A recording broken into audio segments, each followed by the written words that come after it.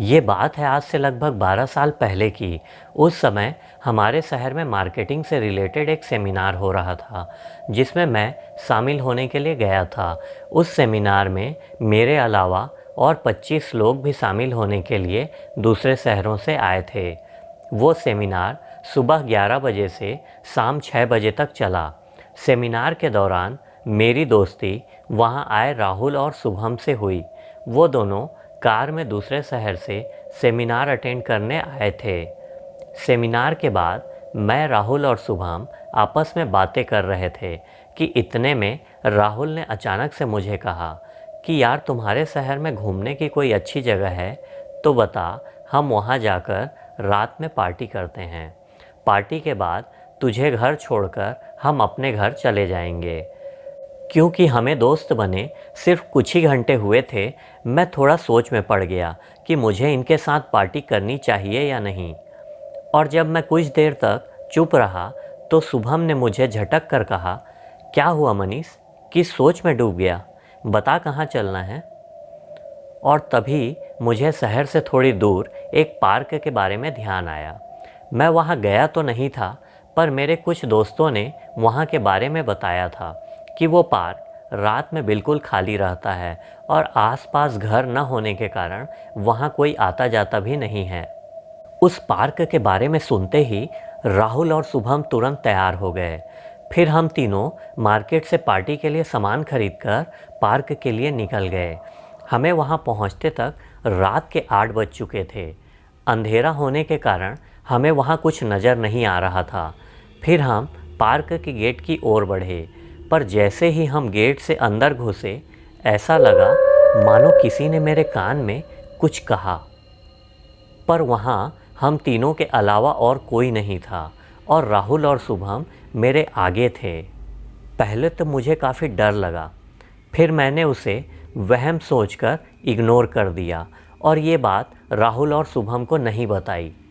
और फिर हमने मोबाइल में गाना स्टार्ट कर अपनी पार्टी शुरू की। पार्टी के दौरान मुझे काफ़ी अजीब अजीब महसूस हो रहा था, मानो हम तीनों के अलावा वहाँ कोई और भी मौजूद हो और वो हमें घूर रहा हो। पार्टी करते करते कब रात के 1 बज गए पता ही नहीं चला। फिर मैंने राहुल और शुभम को टाइम बताते हुए घर चलने को कहा। पहले तो राहुल और शुभम नहीं माने, पर मेरे जिद करने के बाद वो दोनों वापस जाने के लिए तैयार हो गए।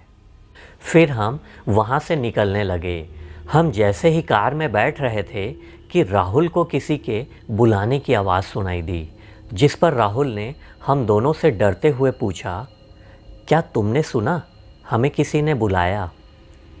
राहुल के इतना बोलते ही हमने डरते हुए कहा, नहीं तो, हमने तो नहीं सुना। फिर राहुल ने अपनी बात पर जोर देते हुए बोला, यार, मैं मजाक नहीं कर रहा हूँ, मैंने सच में किसी लड़की की आवाज़ सुनी है और मानो उसने मुझसे मदद मांगते हुए कहा हो, मुझे बचा लो। राहुल के इतना कहते ही मैंने भी अपने साथ हुए घटना के बारे में उन्हें बताया, जिस पर शुभम ने डरते हुए कहा, यार, जितना जल्दी हो सके हमें यहाँ से निकलना चाहिए। और फिर राहुल ने गाड़ी स्टार्ट की और आगे बढ़ाया। अभी हम थोड़ा आगे बढ़े ही थे कि गाड़ी अपने आप ही रुककर बंद हो गई और राहुल के बार बार स्टार्ट करने पर भी गाड़ी स्टार्ट नहीं हो रही थी। फिर मैंने और शुभम ने महसूस किया कि राहुल खुद से ही कुछ बड़बड़ा रहा है और डर से पसीने से भीग चुका है। ये देखते ही शुभम राहुल को चिल्लाते हुए बोला, राहुल, किससे बात कर रहा है। और तब राहुल ने धीरे से हमारी ओर देखकर कहा, वो एक लड़की हमसे मदद मांग रही है। इतने में शुभम ने राहुल को डांटते हुए कहा, तेरा दिमाग तो ठीक है, यहाँ पर कोई लड़की नहीं है और इतनी रात में इस सुनसान जगह पर आ भी नहीं सकती। तू जल्दी से गाड़ी स्टार्ट कर और यहाँ से निकल, इससे पहले कि हम किसी मुसीबत में पड़ जाएं। और फिर उसके बाद जो हमारे साथ हुआ उसे हम ज़िंदगी भर नहीं भूल सकते। राहुल के बार बार गाड़ी स्टार्ट करने पर भी जब गाड़ी स्टार्ट नहीं हुई तो हम डर कर चुपचाप बैठ गए और इतने में गाड़ी अपने आप ही चालू हो गई। फिर गाड़ी चालू होते ही जब हेडलाइट ऑन हुआ तो हमने देखा कि हमारी गाड़ी के सामने सफ़ेद कपड़े में एक लड़की खड़ी है। दूर होने के कारण उसका चेहरा साफ साफ तो नहीं दिख रहा था, पर वो देखने में काफ़ी भयानक लग रही थी। उसके बाल सफ़ेद होने के साथ ही काफ़ी लंबे लंबे थे और उसका पैर उल्टा था। ये देखते ही मानो हम तीनों का कलेजा बाहर आ गया था। हम समझ चुके थे कि शुरुआत से लेकर अब तक हमने जो आवाज़ें सुनी वो इसी लड़की की थी।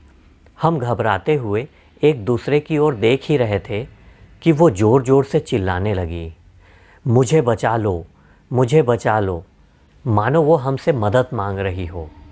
और फिर अचानक से वो मुस्कुराने लगी, जो कि देखने में बहुत ज़्यादा डरावनी थी।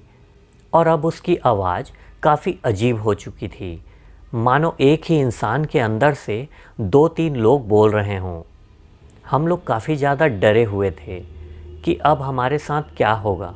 इतने में हमने देखा कि वो एकदम से हमारी ओर भागी। उसे अपनी ओर आते देख राहुल ने जैसे तैसे होश संभालते हुए गाड़ी को पीछे की ओर भगाया। फिर कुछ दूर तक हमारा पीछा करने के बाद वो लड़की अचानक से गायब हो गई। उसके अचानक गायब होते ही हम घबराकर इधर उधर देखने लगे कि इतने में हमने देखा कि वो लड़की फिर से हमारे गाड़ी के सामने खड़ी थी, पर इस बार उसके और गाड़ी के बीच की दूरी बहुत कम थी। और फिर अचानक से उसने गाड़ी के सामने के शीशे को मारना शुरू कर दिया।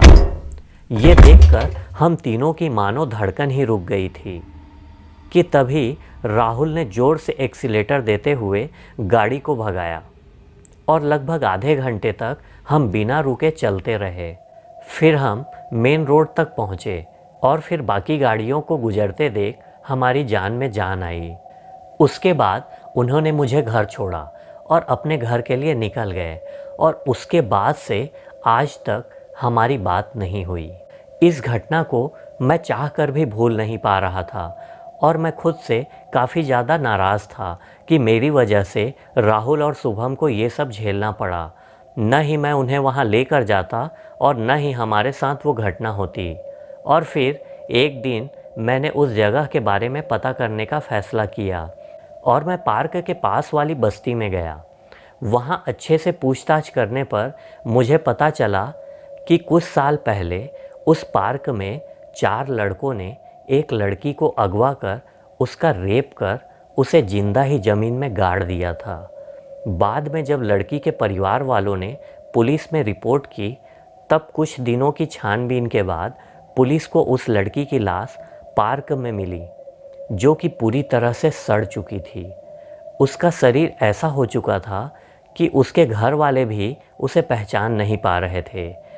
तभी से बोला जाता है कि उस लड़की की आत्मा वहीं भटक रही है और रात में ज़ोर ज़ोर से चीख चीख कर मदद के लिए पुकारती है, और गलती से अगर कोई रात में वहाँ जाता है तो शायद ही जिंदा लौटकर वापस आता है।